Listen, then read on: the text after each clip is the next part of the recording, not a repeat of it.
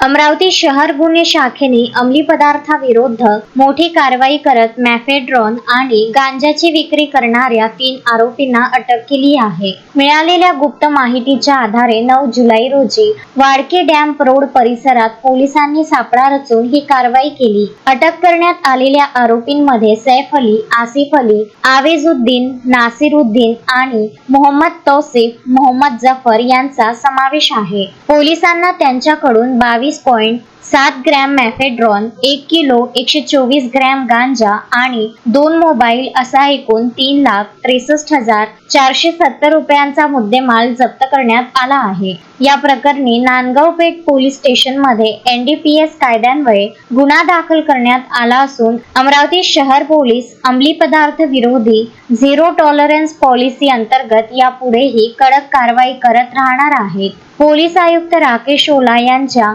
मार्गदर्शनाखाली गुन्हे शाखेच्या पथकाने ही कामगिरी केली आहे। शोएब खान, विदर्भ न्यूज, अमरावती।